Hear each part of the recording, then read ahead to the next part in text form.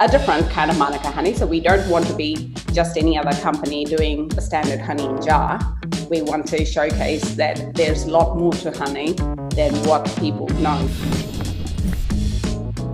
Welcome back to another episode of a Kiwi Original. Today on the show, I'm joined by Shri Govindaraju, who is my main contact at Zealandia Honey. And unlike a lot of companies I'm interviewing right now, the business owners, the marketers, the salespeople, the chief execs, they're all based in New Zealand. Shri is not based in New Zealand, at least not right now, having got through the border just in time to keep the growth of Zealandia Honey going in one of the fastest growing markets in the world, which I'll let Shri speak a little bit more to you and myself as the audience on. So first of all, Shri, welcome to a Kiwi Original. Thank you. Thank you, Ryan, for a warm welcome. It's a pleasure to be able to sit across the table from you, albeit in different circumstances. But yeah, it's a pleasure to join you on a podcast to talk more about Zealandia Honey and what we are doing. Yeah. I'm really looking forward to sharing the story with the podcast and YouTube subscribers. So tell me about where you're hailing from right now and why that's important to Zealandia Honey. So Zealandia Honey was established in 2019 and somewhere about end of March, beginning April. So Sunil, myself and Robin, we are the three founding partners of the company, and we knew where we wanted to go. We had a vision, and pretty much Sunil and myself, we had this idea about having our own brand of honey for about a few years now, but we were waiting for someone else to join because we knew where we lagged with our skill set. And one fine day, we just met Robin while he was auditing another honey company.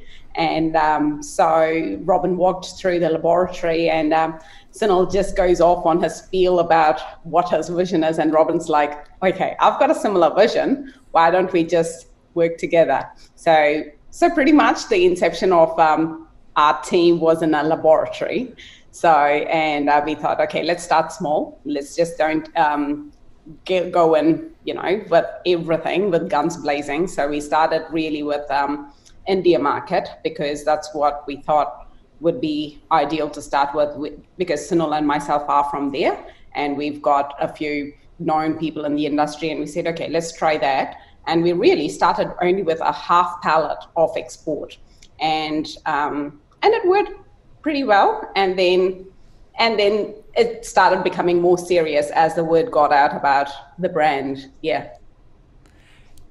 Doing a little bit of research on who's in your team. It is a small team of just the three of you, but you're packing a lot of talent in there. I think I read with Sunil that he has a master's of, is it food science from Lund University, which I think is in Sweden. That's a pretty hard uni to get into. Yes, so Sunil and myself have both food science background, both of us. We did our bachelor's from the same university in India, and then Sunil went on to pursue his master's in Sweden. And then when it came to his thesis work, he was working with Charles Brennan, who's currently now in Lincoln University. So Charles says to Sunil, okay, I am going to New Zealand because I've been offered a job there. Do you want to tag along with me? And Sunil's like, okay, first let me get the world map out. And he had to look where New Zealand was. and he's like, okay, he put his blind faith in Charles, and he booked a one-way ticket to New Zealand, finished off his thesis at Massey University, and then he got a research tech job at Massey, and the rest is history. One thing led to the other. And then I came to New Zealand in 2007. And did a whole bunch of jobs varying from customer service to marketing. And then Robin is from Netherlands, and he moved to New Zealand in 2016, 17, somewhere around that. And he's got a wealth of experience in logistics management, quality assurance, quality management. So yes, we are packing in a lot of skill together, But in saying that, we do have a few staff. We've got a sales consultant, and we've got a project manager, and we've got Zealandia is also owned by a company and that company also owns an R&D facility, and that's called the Experiment Company. And we've got a scientist working there, but we've got contracts with other universities there too. So yes, we are a small team, but we are making use of a lot of skill set in multiple ways. Yeah. So picking up there on your first answer around when Sunil and Robin met and they had a similar vision, what is that vision? Because honey you're not the first honey company in New Zealand. There's lots of honey manufacturers and makers. So that vision must have been something pretty unique and different if you then could have the confidence to say, hey, let's launch, it's 2019, we're going to be a brand new company and we've got something completely new or a different take. What is that vision? Okay, so Sunil is a geek, he's a researcher, so he has all these take on Manuka honey. Like at the moment, if you look in the market, Manuka, New Zealand is in a unique position to be able to offer Manuka honey to the world. So Manuka goes either by the UMF rating, which is very popular, and the other lesser known one is MGO. So MGO stands for methyl glyoxal and UMF stands for unique Manuka factor. So those are the only two ratings that pretty much Manuka honey goes by. So Sunil's got a lot of projects up his sleeve where he's researching other amazing things that our honeys have. It's not only Manuka. We are researching on a whole bunch of other New Zealand native honeys, which often get shadowed by Manuka. So we've got all that research that we are going to use as our point of difference to be a different kind of Manuka honey. So we don't want to be just any other company doing a standard honey in jar. We want to showcase that there's a lot more to honey than what people know. So I think we've only scratched a very small surface of the bubble, and there's a lot more to learn about our honeys. Yeah. Okay, so over a period of time as Zealandia ages and evolves, there's going to be more research-backed, scientifically proven product launches under the Zealandia brand. Is that the aim? Yeah, that's the aim. And so we've recently launched our limited release honey, ZH 2020, with an MGO of 17 plus. So that's the world's highest Manuka honey from when I last checked the papers, if you have to go by records. But and the packaging was entirely different. No one's done anything closely. So we want to be that innovator as well. Let's try something different than just an rPET jar or a PET jar or just a standard glass jar. We want to bring something new to the industry. Yeah. And what's been the feedback off that, for example, that first half pallet that arrived in India? You've got huge expectations, but also you've quite probably potentially nervous. Like how is this product going to be received? What was the feedback?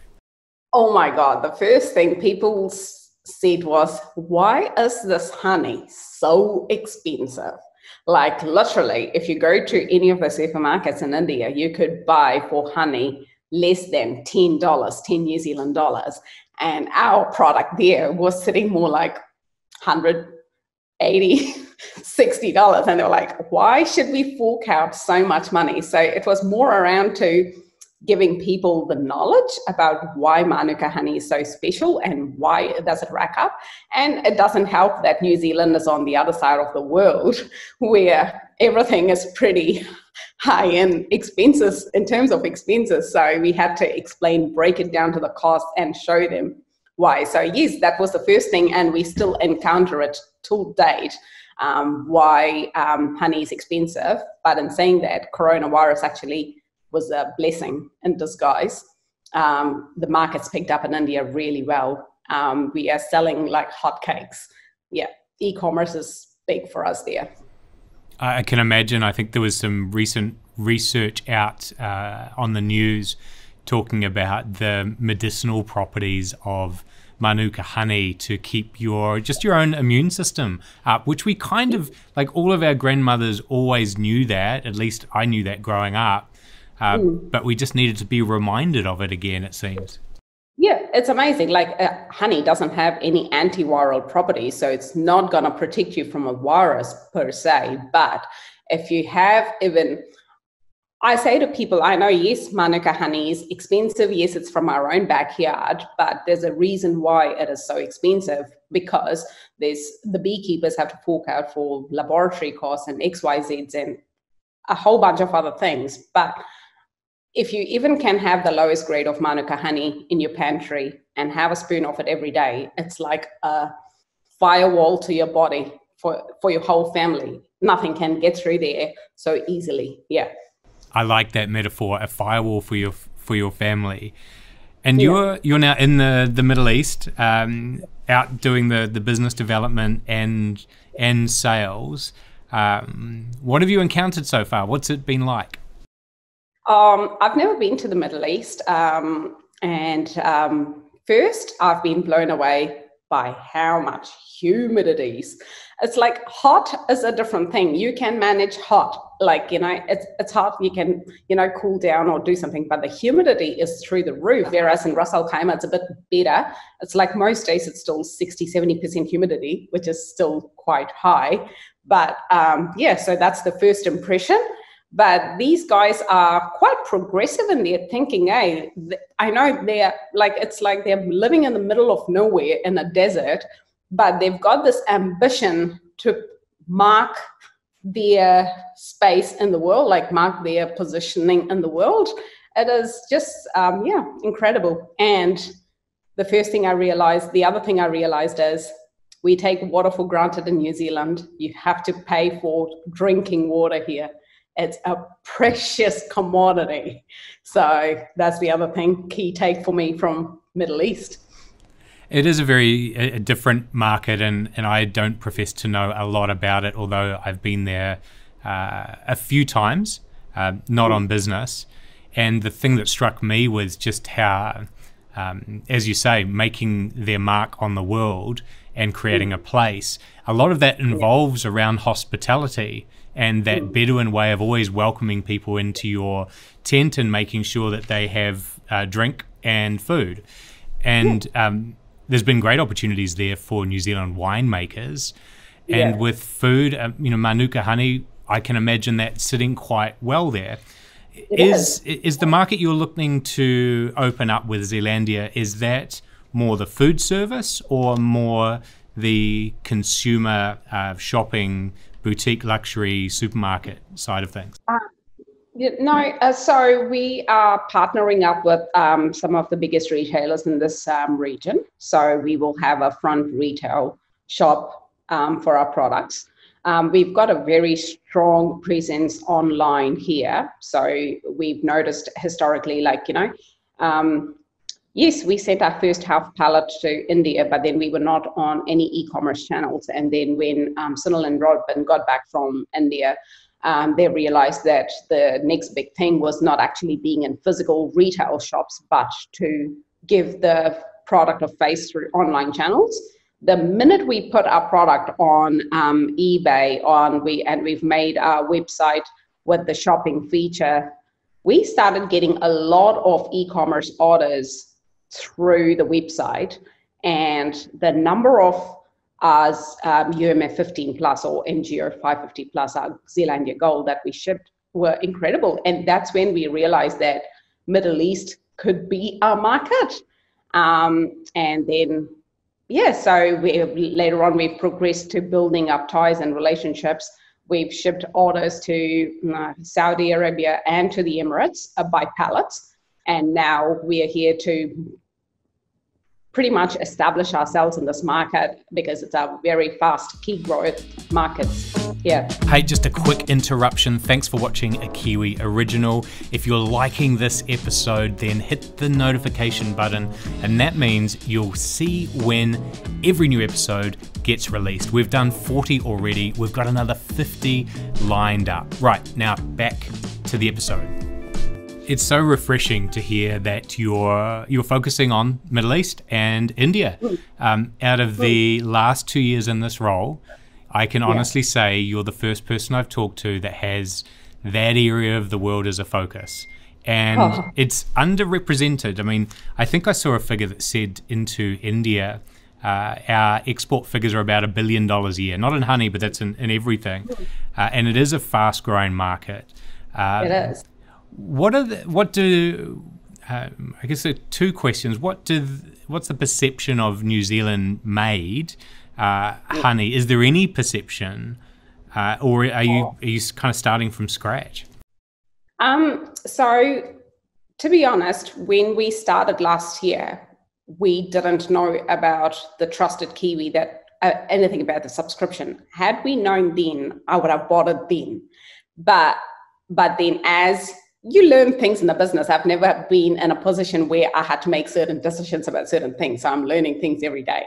And yes, New Zealand made carries a lot of weight in New Zealand, outside New Zealand. People don't realize that. So in countries like India or UAE, especially India is big on Bollywood, and they've filmed the most beautiful and scenic locations of New Zealand in their movies. So people know that in India know that New Zealand is a beautiful country, and they have gorgeous kiwi fruit. You see a lot of kiwi fruit in India with the Zespri stickers. And then you see a lot of New Zealand wine also on the market now. And now with Zealandia honey, they do know that Manuka honey comes from New Zealand. So they know that it is a trusted brand, trusted Kiwi symbol that we have. And of course, cricket. That doesn't go miss. The minute you say this is a product from New Zealand, the first thing they say in India is, we know New Zealand, we know the cricketing team. So that's the first point of reference for most people, but it is getting there. And with UAE, it's the same thing. They know that we've got beautiful lakes, we've got beautiful trees. That's something that is a miss in Middle East. You just can't walk out and see greenery. So yes, people do love that clean green image and the 100% pure image of our country here. That's really good to hear, and the way you've described it there, I think, is underappreciated domestically. Just how important our standing is in the world, not just in the things that we make, but in the broader things like sport or like our landscapes. And another question I wanted to ask you about was the actual name Zealandia. I'm so surprised you managed to get that name for honey. It's so obvious, and yet you've just launched in the last 12, 18 months. How did you come up with the name? Okay, so that's got two coins. There's two stories around it. First, because we were trying to launch in India as a first market, so we needed to come up with a quirky thing. So we started saying to people, is New Zealand plus India is Zealandia. So people could relate to that. So that was one easy way of getting people to relate to it. And, people in India are sentimental, they are emotional, so they will be attracted to things like that. So it was a good trick. And the second thing is, with our geography, New Zealand is part of the submerged continent called Zealandia. So if you look it up, there's a whole research behind it, and that's what we've reflected as. That's the true reason why we've called ourselves Zealandia is. It's the true beauty of the country. Yeah. Got it. Makes sense. Now, I'm looking at your website at the moment, and it's sparked another question for me. You've got a recipes section here, and I'm seeing cocktail with Manuka, dessert with Manuka, appetizer with Manuka honey. How much education needs to go into how you eat honey in a country like the Middle East, or a region like the Middle East, or a country like India, or how much is it already in the diet and it's known how you eat it or how you prepare it? It's actually a good question, Ryan. And that question does not restrict to India or Middle East alone. You get that question posed from pretty much USA, Australia too, except the Europe. Europeans are a little smart. So we've never been asked that question from there. But yes, that's a question that's always asked, is how can we use honey apart from eating it direct by a spoon? So, and it's, yes, you can eat it on toast, but you don't want to heat the honey because it's got so many good properties in Manuka honey. The minute you start heating it, you'll denature all those important proteins, minerals, and enzymes that are in there, and the polyphenols. So we try and recommend people to be creative. Yes, those recipes are there for a guide. And that was a good starting point, is when people start asking, how can we use it? You can start, because Manuka has got a strong flavor. I personally, myself, I actually don't like Manuka honey that much. It is good, but my favorite pick would be Tawari or Pohutukawa. They're even nicer honeys for me. But one way is to mix it into a cocktail, or mix it into your everyday drinking water and add a squeeze of lemon, or put some herbs in. So, or use it in your tea, or use it in, we say that don't use your higher grades of Manuka in baking or proper cooking. Just use it for drizzling on your salads, or, or just use it in making sauces or dressings. And then the lower end stuff, like the 100 plus or 150 plus, use it. You can use it as a sugar replacement in your baking. Yeah. And that's why it's there. Those recipes are just a guide for people to try something creative. So each of those 7 recipes or 6 recipes that are on the website, there's a specific honey that the chef, Emma, used there, so that we are not destroying the goodness of honey. So especially like the ones where she used the 550 plus, the Zealandia Gold, it was only used for a salad dressing, so that we're not heating it. Yeah, so that was a good creative bit. And for the audience listening, if you want to get those recipes, go to zealandiahoney.com. There's 6 or 7 there. That's probably something that will get me away from my normal fix and fog peanut butter and honey combination. Or I'll have like anathoth, like a raspberry or strawberry jam, and honey. I like the combo of the two together. Shri, where does the actual honey come from in New Zealand? Where are the beehives doing their work? Okay, so we are from Zealandia World Headquarters. That's what I'd like to start calling it now, is now based in Taupo. And we partner with our local beekeepers there. So majority of our export batches are from honey from that region. So pretty much Taupo and surrounds is where we've got our honey from. But sometimes you have to explore further afield for some of your honey requirements. So 80% of our honey comes from Taupo and the surrounding region area. And then we get the remaining from South Island. We've got a few drums from the north and some from East Cape. Yeah. Okay, and you're overseas at the moment in UAE. You're going to be back in a few more months. Probably October. Yeah, end of October. And if all goes well, what are you returning with? Like, what's the success that has happened and that you can report back to Robin and to Sunil? Yeah. So Sunil is with me at the moment. So he's based out in Ras Al Khaimah. He is working as a honey expert for one of the organizations here as a consultant too. And so success for us is once I finish off all the final documentation, we'll have a Zealandia trading here in Middle East as an official company. So we'll become officially multinational, so that's pretty big. And the second thing is we are negotiating with a big chain here to take our honey to over 200 shops. Wow. Across entire GCC. So once that signatures are on the dotted line, that's a big breakthrough for us. Yeah. Not an easy thing to become multinational, particularly in food, getting that product cross-border, getting all the certifications, making sure it's getting through customs in a timely fashion. And then you've actually got to get a customer that wants to order the product at some scale that makes it sensible for you to build a relationship. And so you're doing the hard yards and the right approach, which is just be based in market for a few months to go through all those hoops that need jumping through. Yeah, exactly. Yeah. So, and I'm enjoying every minute of it. It's a challenge, but it's a challenge that I've dreamed of since being in my Bachelor of Engineering. When I've been doing my education, I always dreamed of being an entrepreneur.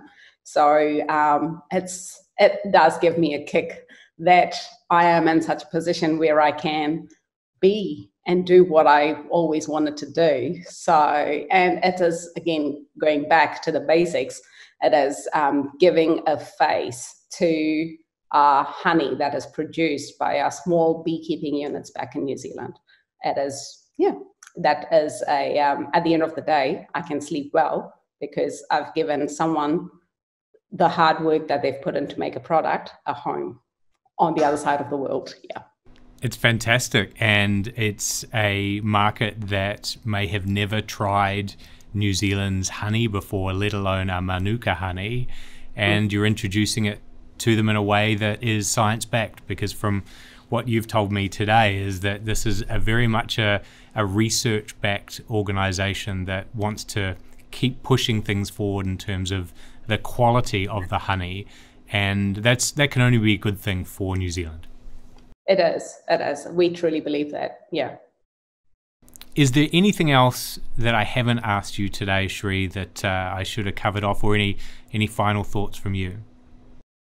I think there were some really cool questions you've asked, and it was a good conversation. It's nice that I don't have to, I wasn't feeling that, oh my God, I didn't prepare for this question. It was a good conversation. I enjoyed our banter, and Zealandia would like to thank you for entrusting us with your trusted Kiwi. So we'll look forward to market it and give it the best we can.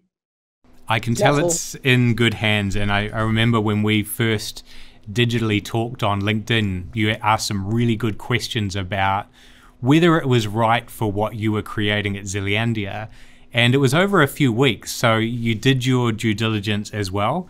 And obviously, when it's gone through the application team, you've made all the eligibility criteria. So it's great to have you on board, and look forward to seeing where you take the New Zealand-made Kiwi across the Middle East and India and potentially beyond.